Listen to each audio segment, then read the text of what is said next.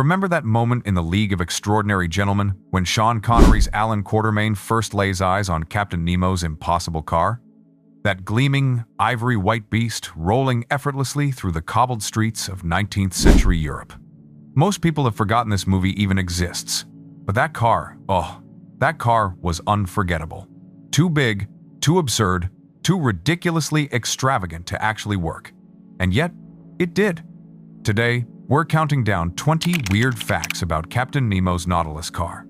And by the end, you'll understand why this six-wheeled marvel deserves far more respect than the film itself.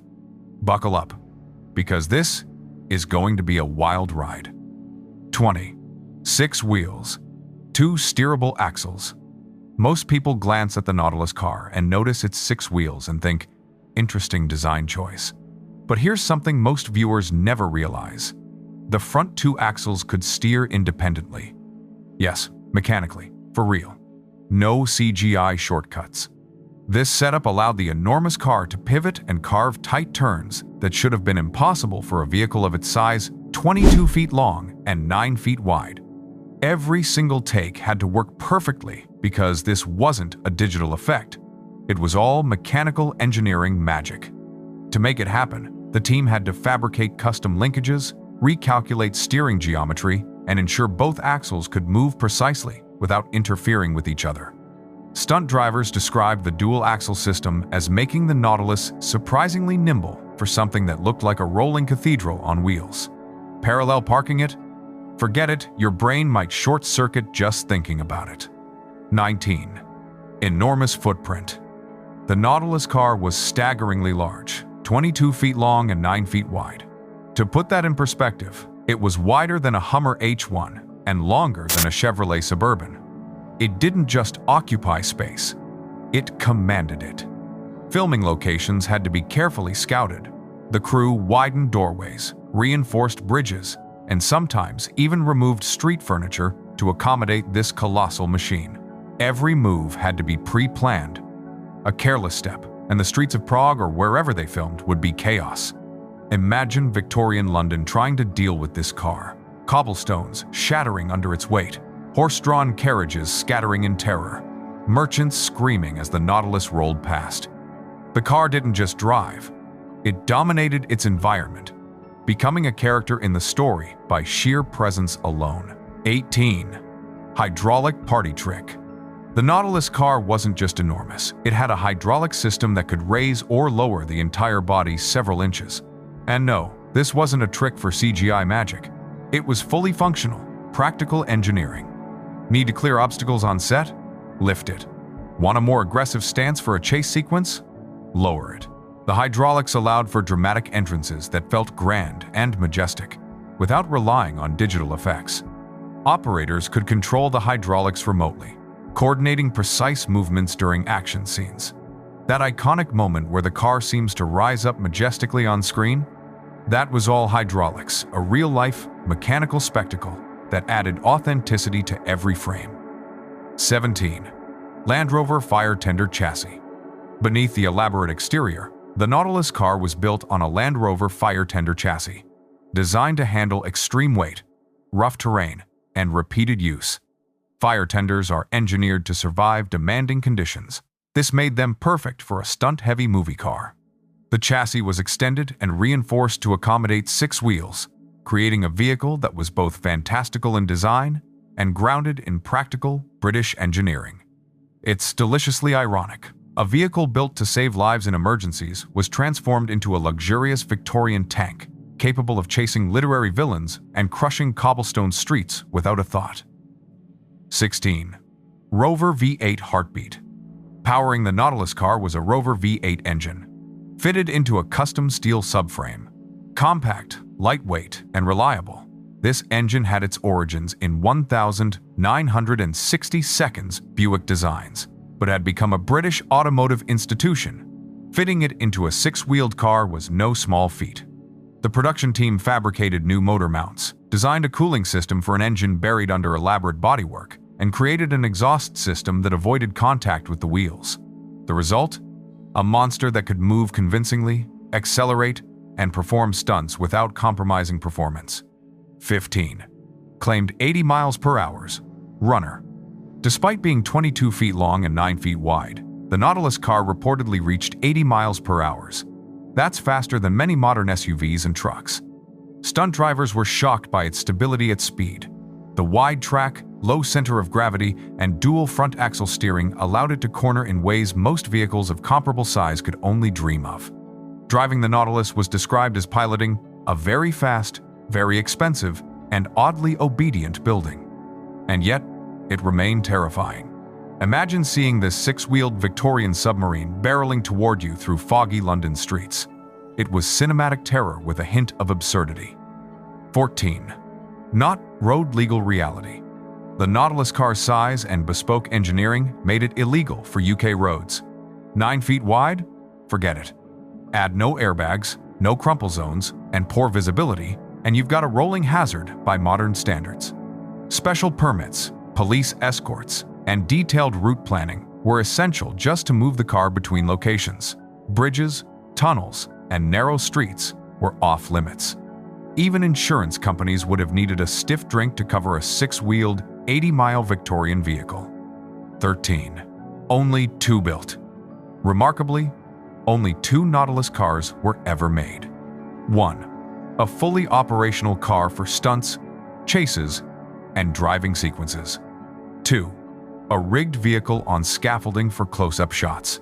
The first did all the heavy lifting literally, while the second served as a stable platform for dialogue and actor-focused shots. Most big-budget action films build dozens of hero vehicles, but here, 2 cars had to do it all. The fact they survived production is a testament to exceptional engineering and planning. 12. 28-inch wheels everywhere. 6 colossal 28-inch wheels filled the Nautilus car's wheel arches, giving it a stance that was both imposing and ridiculous. These weren't off-the-shelf wheels. Each was custom-made, balanced, and capable of supporting the car's enormous weight. The unsprung mass created suspension challenges, while a flat tire would have required industrial equipment to replace. But visually, they were perfect. Monumental, awe-inspiring, and just the right amount of absurd. They reinforced the Nautilus car's identity as both a functional machine and a visual spectacle. 11. Ganesha guards the grille. The car's exterior featured intricately carved Ganesha statues flanking the front, while elephant head door handles completed the theme. These weren't mere decorations. They reflected Captain Nemo's Indian heritage and reinforced the narrative. Each figure was precisely scaled and positioned as a guardian of the vehicle. The craftsmanship turned the car into a moving piece of cultural storytelling, blending mechanical engineering with artistic design. 10. Cracked ivory paint job. The Nautilus car's iconic off-white finish was far from ordinary. It wasn't just a coat of paint. It was a carefully engineered visual masterpiece. The production team wanted it to appear aged, authentic, and museum-worthy, as if this Victorian submarine had survived more than a century of adventures. Layers of ivory base coats were applied, followed by meticulous weathering techniques. Painters used cracking agents, washes, and hand-applied aging effects to give the surface an irregular, almost archaeological texture. Too little crackling would make the car appear brand new. Too much, and it would look broken or neglected. After weeks of testing panels under studio lighting, they achieved the perfect balance. The final effect was mesmerizing. The car looked alive, ancient, and undeniably steeped in history. Under the harsh glare of film lights, ordinary automotive paint would appear artificial, but this cracked ivory finish created a sense of timeless grandeur. The car wasn't just a vehicle, it was a rolling piece of art, a living relic on the streets of 19th century fantasy Europe. 9. Land Rover gauges inside. Step inside the Nautilus car, and you're greeted with a fascinating juxtaposition of practical engineering and Victorian extravagance. The cockpit retained fully functional Land Rover gauges, speedometer, fuel, temperature hidden beneath layers of tufted leather, brass trim, and carved wood panels. The design was intentional. Practical, modern functionality coexisted seamlessly with fantastical period decoration. The steering wheel itself was a work of art. Carved wood rim, brass spokes, and a surprisingly comfortable grip. Leather straps and brass toggles were added, not for function, but to create visual drama and immerse viewers in the lavish world of Captain Nemo. Every control, every dial, every surface had purpose in storytelling. Practicality and artistry blended perfectly, reinforcing the car's role as both a mechanical marvel and cultural artifact. 8. Designed by Carol Speer. The mind behind the Nautilus car was legendary production designer Carol Speer, known for collaborations with David Cronenberg on The Fly and Dead Ringers. Speer didn't just design a car, she created a narrative vehicle, a visual representation of Captain Nemo himself. Every detail was imbued with meaning. Size reflected Nemo's larger-than-life presence. Ornamentation showcased his royal Indian heritage. Advanced mechanics demonstrated his engineering genius. Months of sketches, scale models, prototypes, and revisions went into her design. She insisted on practical effects wherever possible, ensuring that despite its fantastical appearance, the car could actually drive, turn, and perform stunts. This attention to detail gave the Nautilus car an authenticity that CGI could never replicate, a tangible presence that dominates every scene it appears in. 7. Miniature Venice Chase. When it came time for the Venice chase sequence, the production team faced a daunting problem. How do you destroy buildings with a 22-foot car in a historic city? The solution? Miniatures.